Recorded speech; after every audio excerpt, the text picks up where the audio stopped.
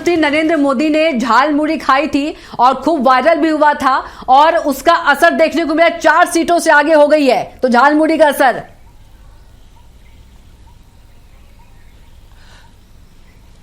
बिल्कुल कविता, कहा जा सकता है जिस प्रकार से हम देख रहे थे कि जो नरेंद्र मोदी ने जहां पे झालमुड़ी खाई थी और साफ कहा था, क्योंकि दुकानदार ने जिस प्रकार से कहा था और उसकी दुकान पे जब उसने नरेंद्र मोदी, प्रधानमंत्री नरेंद्र मोदी ने वहां रुककर झालमुड़ी खाई, तो उसके बाद अब वहां पर भारतीय जनता पार्टी जो 4 सीटों पे लगभग अभी आगे चल रही है, तो कहीं ना कहीं एक वो मोदी की लहर, और ये कह सकते हैं कि जो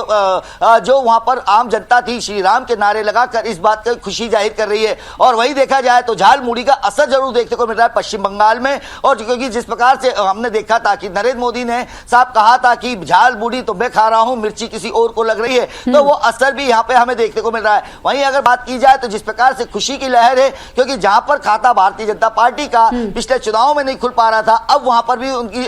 लगभग 4 से 6 सीटों पर आगे चल रही है, तो कहीं ना कहीं ये झालमुड़ी का असर है। और जिस प्रकार से कहा जाए आम जनता के बीच में जाकर जिस प्रकार से नरेंद्र मोदी ने अपनी बात रखी थी और भारतीय जनता पार्टी के कमल खिलाने की बात की थी, बदलाव की बात की थी, तो कह सकते हैं कि जिस प्रकार से अभी हम देख रहे हैं भाजपा जो 135 सीटों पे आगे है, तो ये झालमुड़ी का असर ही हमें देखने को मिल रहा है कि वहां पर नहीं। जी संजय, और देखा जाए तो सिर्फ जो जश्न है, उत्साह है, सिर्फ पश्चिम बंगाल में नजर नहीं आ रही है। दिल्ली की बात करें, दिल्ली बीजेपी हेडक्वार्टर में पूरियां तली जा रही हैं।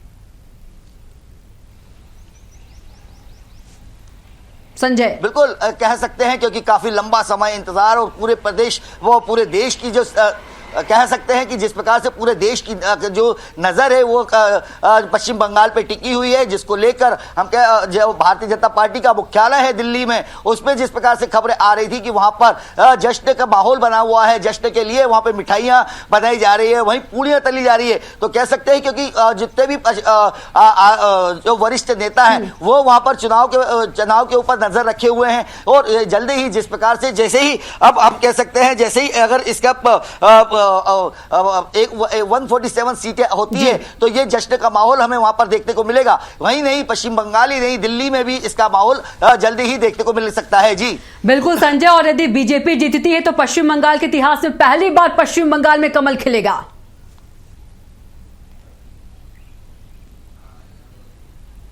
बिल्कुल कविता, कह सकते हैं, क्योंकि हम देख रहे हैं जब से देखा जा रहा है पूरे देश में, हम बात कर रहे थे पूरे देश की जो नजर है वो पश्चिम बंगाल पे टिकी हुई है। और भारतीय जनता पार्टी जो है वो शुरू से ही इस पर प्रयासरत थी कि आखिर पश्चिम बंगाल, क्योंकि आने वाले चुनाव पे भी इसका असर देखने को मिलेगा, तो पश्चिम बंगाल पे जो जीत होगी, क्योंकि हम देख रहे थे कि जिस प्रकार से ममता बनर्जी लगभग 4थी बार इस बार